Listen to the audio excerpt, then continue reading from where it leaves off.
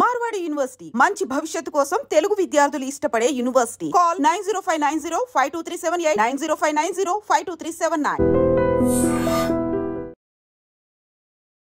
Welcome to iDream. నేను మీ భవ్య. ఇప్పుడు మనతో పాటు ఉన్నారు గ్యాస్ట్రోఎంట్రాలజిస్ట్ డాక్టర్ శ్రీమన్నారాయణ. నమస్తే సార్, ఎలా ఉన్నారు సార్?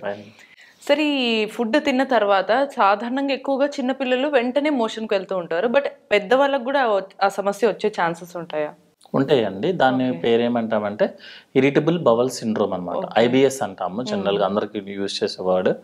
ఏంటంటే మనకి మామూలుగా చిన్నపిల్లల్లో గ్యాస్ట్రోకోలిక్ రిఫ్లెక్స్ అనే ఒక వర్డ్ ఉంటుంది. అంటే ఏంటంటే మనం ఫుడ్ తీసుకున్నాం అనుకోండి, స్టమక్ ఇన్ఫ్లేట్ అవుతుంది, స్టిమ్యులేట్ అవుతుంది.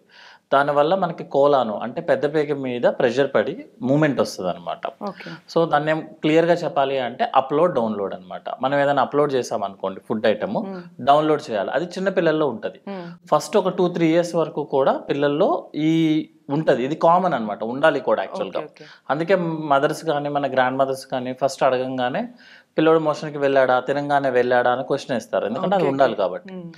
కానీ కొంతమంది అడల్ట్ ఏజ్ గ్రూప్లో అంటే more than 18 to 15 years age group వాళ్ళకి ఏంటంటే ఈ ఎవరైతే బాగా స్ట్రెస్ఫుల్, యాంగ్జైటీ ఫీల్ అవుతారో, మెంటల్గా బాగా ప్రెషర్లో ఉంటారో వాళ్ళకి ఆ రిఫ్లెక్స్ మళ్ళీ యాక్టివేట్ అవుతుంది అనమాట. దాన్నే IBS అంటారు. సో వీళ్ళు ఏం చేస్తారు అంటే తినంగానే they have to go to washroom, లేకపోతే ఏంటంటే ఇబ్బంది అవుతుంది అనమాట. అంత ఇర్రెసిస్టబుల్ డిజైర్ వచ్చేస్తుంది. అంటే he has to go to washroom. అది కంట్రోల్ కూడా అవ్వలేని లేదండి అసలు. ఎలా అంటే కొంతమంది పేషెంట్స్ మనకి ఏం చెప్తారంటే ప్లేటు పట్టుకొని తింటాం కదా, ఆ స్మెల్కే తనకి మూమెంట్ వచ్చేస్తుంది అనమాట. సో అది ఆపుకోలేడు. ఎందుకంటే మన బాడీలో ఓన్లీ మౌత్ ఒకటి, యానస్ ఒకటి, అంటే లాస్ట్ పార్ట్ మాత్రమే మన కంట్రోల్లో ఉంటాయి. లోపల ఉన్న పేగులు మన కంట్రోల్లో ఉండదు. ఆ వచ్చే ప్రెషర్ కి అతను బాత్రూమ్ కి పరిగెత్తాల్సిందే, లేకపోతే ఆన్ ద వే అయిపోతుంది అనమాట. సో అంత గట్టిగా రిఫ్లెక్స్ వస్తుంది. సో కంపల్సరీ ఏంటంటే ఫుడ్ తినేటప్పుడే ఆ మూమెంట్ వస్తుంది. సార్, దీనికి మెయిన్ రీజన్ ఎందుకంటారు సార్?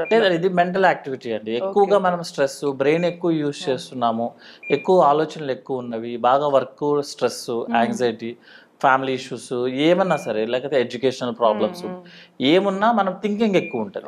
మనకు ఒక రూల్ ఉంటుందండి, ఒక ఫిజికల్ యాక్టివిటీ ఎక్కువ ఉంది అంటే పేషెంట్కి బవల్ మూమెంట్, స్లీప్ బాగుంటుంది. మెంటల్ యాక్టివిటీ ఎక్కువ ఉంది అంటే పేషెంట్కి ఫిజికల్ ప్రాబ్లమ్స్ వస్తాయి, అదేవిధంగా బవల్ మూమెంట్స్ ఎక్కువ వచ్చేస్తాయి అనమాట. సో దానివల్ల పేషెంట్ ఇమీడియట్గా రష్ చేస్తాడు. ఇందులో మనకి ఒక అడ్వాంటేజ్ ఏంటి అంటే నార్మల్ మోషనే వస్తుంది, ఎందుకంటే లోపల ఉన్న మోషనే వస్తుంది. అతనికి ఏమో లూజ్ మోషన్స్ లా రావటం, వాటర్ మోషన్స్ లా రావటం ఉండదు అనమాట. అదేవిధంగా కొంతమంది ఏంటంటే ఇప్పుడు బాత్రూమ్కి వెళ్తాడు, వెళ్ళేసి ఎంటీ అవుతుంది అనమాట. ఎంటీ అయిపోయిన వెంటనే మళ్ళీ వచ్చి ఒక 10 minutes లో మళ్ళీ ఏదో ఉంది లోపల అని చెప్పి మళ్ళీ పరిగెత్తుతారు బాత్రూమ్. సో ఇట్లా ఒక 4-5 times ఆ ఫీలింగ్ అనేది ఉంటుంది. లోపలికి వెళ్ళిన తర్వాత ట్రై చేస్తాడు, కొంచెం అమౌంట్ వస్తుంది కానీ not up to the mark అనమాట. సో ఇట్లా 4-5 times తిరుగుతారు పర్ డే.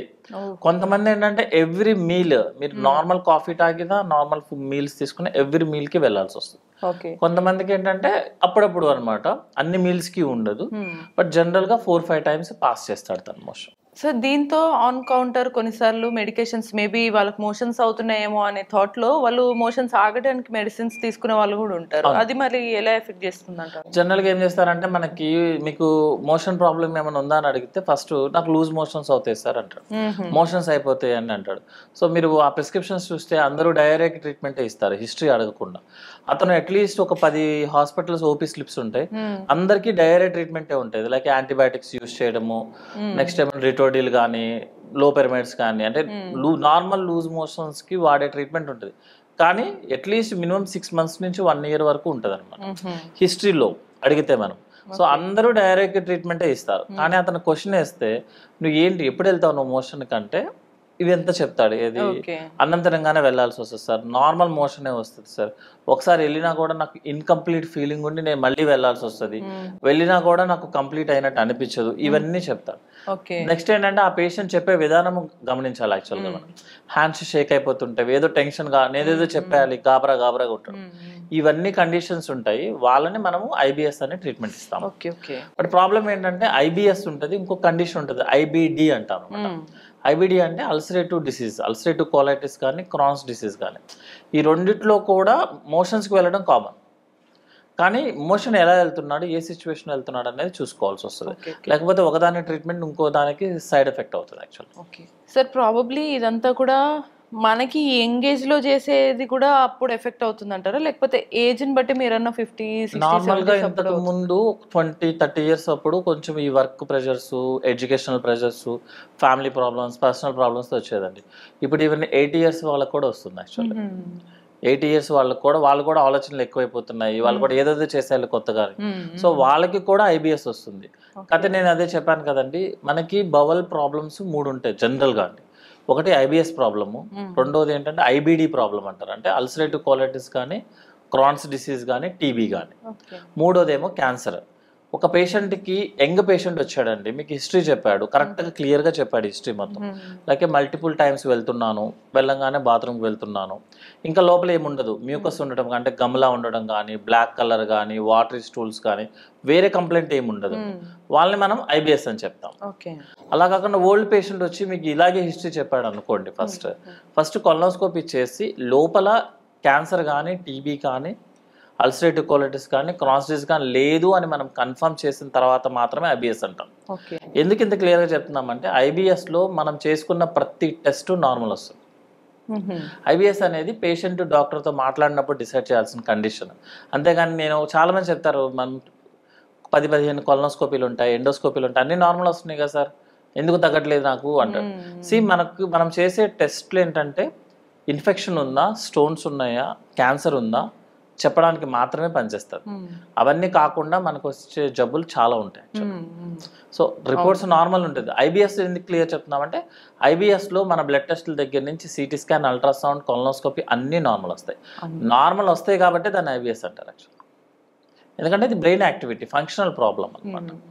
సో ప్రాబబ్లీ ఒక రకంగా mental health is equal to gut health అన్నట్టు తీసుకోవచ్చు. మెంటల్ హెల్త్, మెంటల్ గా యాక్టివ్ గా ఉంటే, న్యూరాన్స్ యాక్టివ్ గా ఉంటే బవల్ మూవ్మెంట్ ఎక్కువ ఉంటుంది.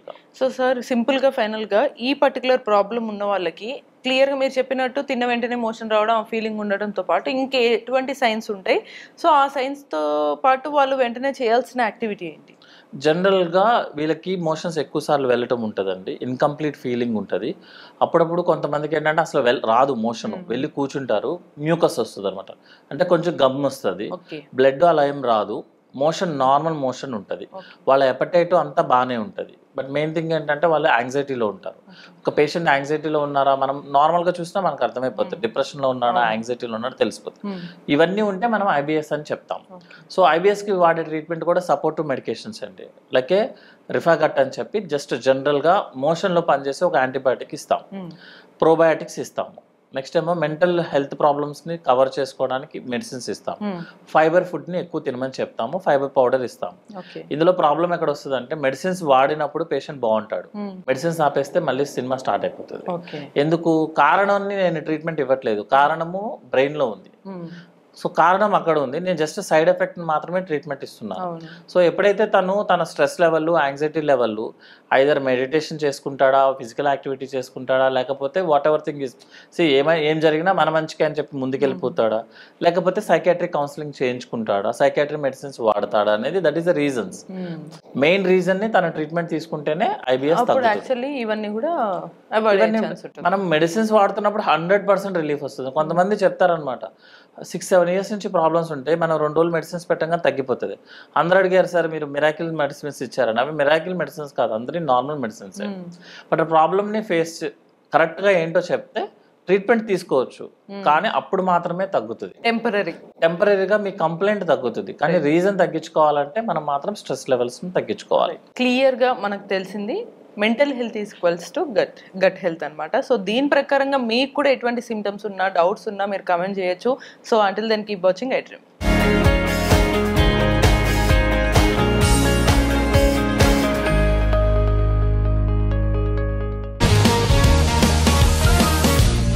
One life lesson what medicine has taught you. Whatever you can do without expecting.